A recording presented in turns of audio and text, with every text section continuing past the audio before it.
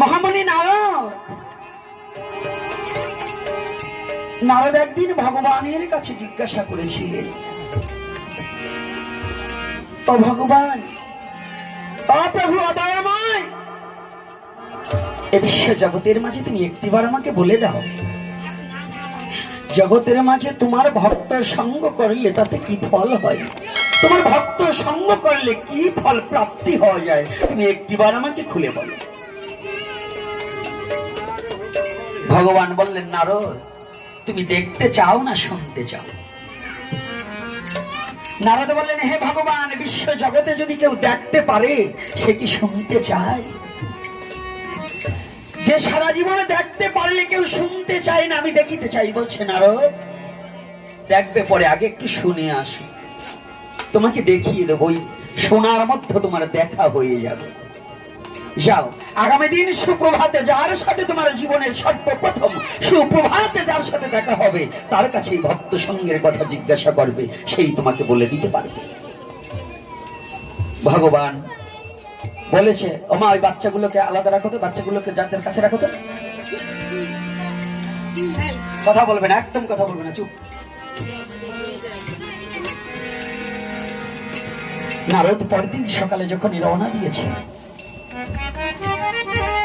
বিনাযন্ত্র হাতে করি, মুখে মধুমাখা কৃষ্ণ গুণাগুণ গান করিতে করিতে যখনই ঘর থেকে বাইরে একটি পা মাত্র প্রবেশ করেছে, সম্মুখে দেখতে পায় একটা কাঠ বিড়ালি ছানা নারদের সম্মুখ দিয়ে হেঁটে যাচ্ছে। নারদের মনে পড়েছে, ভগবান বলেছে যার সাথে সর্বপ্রথমে দেখা হবে তার কাছে জিজ্ঞাসা করার জন্য। নারদ দৌড়িয়ে গিয়ে ওই কাঠ বিড়ালি ছানাটাকে হাতের উপরে তুলে বলছে, ও কাঠ বিড়ালি, তুমি কি একটিবার বলতে পারো এই বিশ্ব জগতের মাঝে যেজন ভক্ত সঙ্গ করে তার কি হয়? কাঠবিড়ালি ছানা নারদের চোখের দিকে তাকিয়ে মনে মনে বলছে, নারদ রে, ভক্ত সঙ্গ করতে পারলে কি হয় তা আমি জানি না, তার ফল কি হয় তা জানি না, তবে এতটুকু জানলেন, আজকে জীবনের প্রথম তোমার মতো কৃষ্ণ ভক্তের সঙ্গ প্রাপ্তি হলাম। আজ আমার পশু জন্ম ধন্য হয়ে গেছে, আমি আমার এই পশু জন্ম থেকে মুক্তি।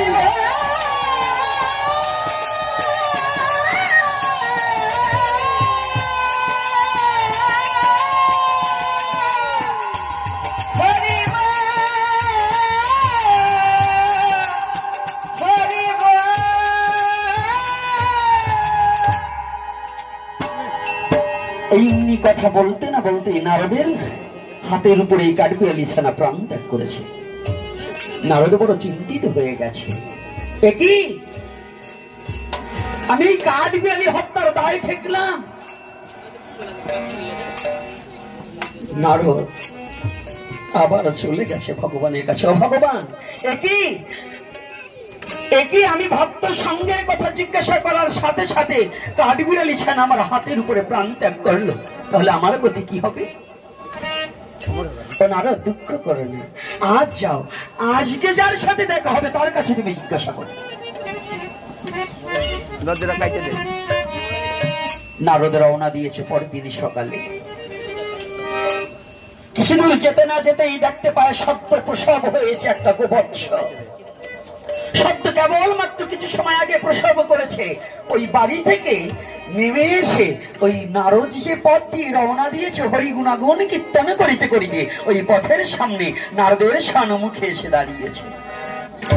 নারদ অমনি গোবৎসটাকে বক্ষে জড়িয়ে ধরে, গলা জড়িয়ে ধরে বলছে, ও গোবৎস, আজ তুমি একটিবার বলে দাও, বিশ্ব জগতের মাঝে ভক্ত সঙ্গ করলে কি লাভ হয়, কি ফল হয়, তুমি একটিবার আমাকে বলে দাও। গোবৎস নারদের কাঁধের উপর দিয়ে মুখটি ঘুরিয়ে ঘুরিয়ে নারদকে বলছে, নারদ রে, আজও তোর জ্ঞান হলো না? গতকাল আমি ছিলাম কাঠবিড়ালি, তোমার মতো ভক্তের পরশ পেয়ে আমি জন্ম পেয়েছি, গোকুলে জন্মগ্রহণ করেছি। আর আমার এই গোকুলে আমি গরু হয়ে জন্মগ্রহণ করার পরিপ্রেক্ষিতে আজকে যখন তোমার মতো ভক্তের সঙ্গ পেয়েছি, আজ আমার এই পশুকুল, আমার এই গোকুল ধন্য হয়ে গেছে তোমার মতো বৈষ্ণবের পরশ পেয়ে। আমি চলছি, নারদকে পরশ করা মাত্রই যেন গোবৎসটি প্রাণ ত্যাগ করেছে।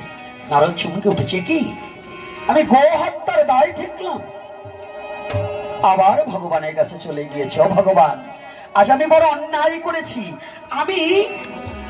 আমি তোমার ভক্ত হয়ে গো হত্যা করেছি। নারদ, তুমি গো হত্যা করেছি?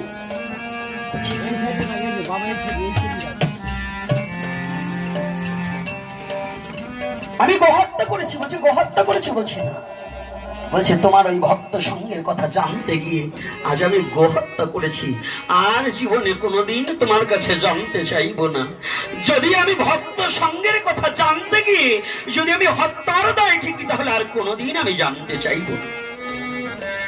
না নারদ, রাগ করো না, দুদিন গত হয়ে গেছে। আজ আমি তোমাকে কথা দিচ্ছি, আগামী দিন সুপ্রভাতে যার শব্দ তোমার করে নিয়ে যাবে, তার কাছে তুমি জিজ্ঞাসা করলেই তোমার এই প্রশ্নের জবাব পেয়ে যাবে। আজ যাচ্ছি, একে একে 2-3টা গ্রাম পার হয়ে গেছে। কেউ সুপ্রভাতে ব্রহ্ম মুহূর্তে ঘুম ভেঙে ওঠেনি, কিন্তু হঠাৎ করে 2-3টি গ্রাম পার হয়ে যাওয়ার সাথে সাথে এক বাড়ির পাশ দিয়ে রওনা হয়েছে। হঠাৎ করে শব্দ শুনতে পায়, কেবল সদ্যজাত একটা সন্তান প্রসব হয়েছে ঘরের পাশে। ওই সন্তানের কান্নার ধ্বনি নারদের কর্ণকুহরে এসে প্রবেশ করেছে। যখনই প্রবেশ করেছে, নারদ দৌড়ে গিয়ে যে ঘরে বাচ্চা প্রসব করেছে ওই ঘরের দরজা তো আটকানো, ওই দরজার সম্মুখে গিয়ে বলছে, ও মা, মা। যে মা সন্তান প্রসব করে প্রসব বেদনায় ছটফট করছিল, নারদ যখন ওই মধুর সুরে মা বলে ডেকেছে, মায়ের সমস্ত প্রসব বেদনা দূরীভূত হয়ে গেছে। মারার প্রসব বেদনার কথা মনে নেই। মা দরজা খুলে দেখতে পায় একজন বৈষ্ণব ঠাকুর দাঁড়িয়ে এসেছে। রুদি মাখা বৎস সদ্যজাত প্রসাদকে সন্তানকে বক্ষে জড়িয়ে ধরে মা দূর হতে দণ্ডবোধ করছে, মুনি ঠাকুর, হে বৈষ্ণব ঠাকুর, তোমার চরণে প্রণাম জানাই। আজ আমার জীবন ধন্য, তোমার মতো বৈষ্ণবের মা ডাক শ্রবণ করে। আর আমার যে সন্তান গর্ভে ধারণ করেছি, সন্তান পৃথিবীতে আসার সাথে সাথে বৈষ্ণব দর্শন হলো। আমার যে সন্তান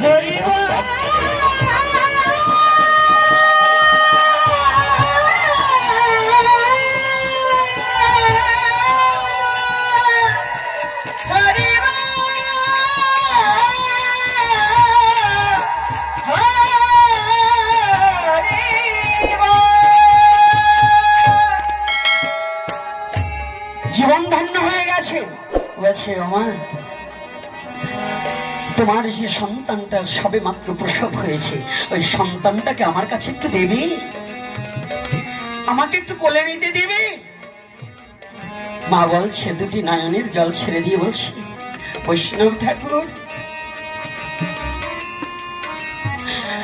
তোমার চরণ পরশেই তো আমার গৃহটা নবনিত্য মধুর বৃন্দাবন হয়ে গিয়েছে।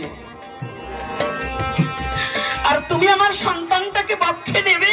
হ্যাঁ, আগে দাঁড়াও, আমার এই সন্তানটা তোমার চরণে একটিবার নিবেদন করে দে। ওই মা মহামণি নারদের চরণ প্রান্তে সন্তানটা রেখে দূরে সরে দাঁড়িয়েছে। আমি তো অসহ্য অবস্থায়।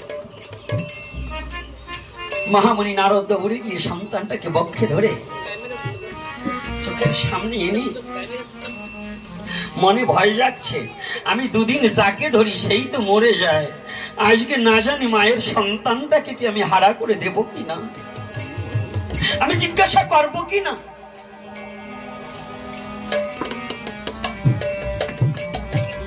মহামণি নারদ সন্তানটার চোখের দিকে চোখ রেখে বলছে, ও বালক, তুমি তো পৃথিবীতে কেবল এসেছো, তুমি কি বলতে পারো এ বিশ্ব জগতে ভক্ত সঙ্গ করলে কি হয়? ওই ছোট শিশু হেসে দিয়েছে, হেসে দিয়েই দেখতে পায় দুটি নয়নের জল বিগলিত ধারায় ঝরছে।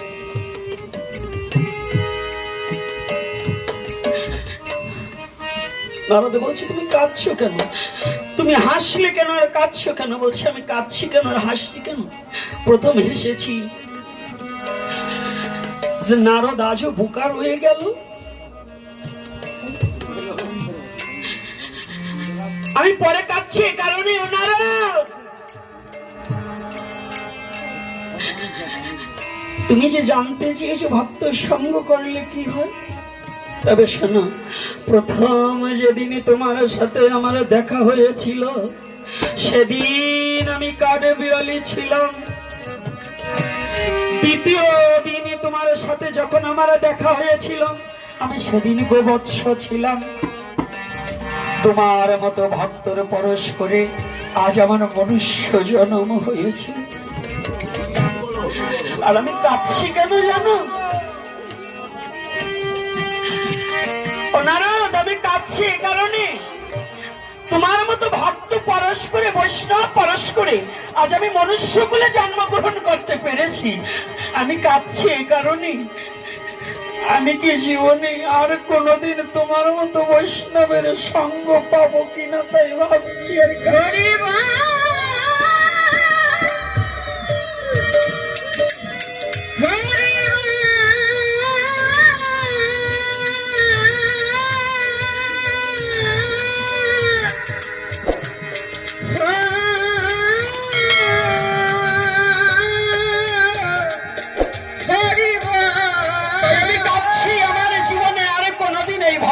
সঙ্গ হবে কিনা। তাই তুমি একটা কাজ করো নারদ, আমাকে তোমার চরণ ছাড়া করো না রে।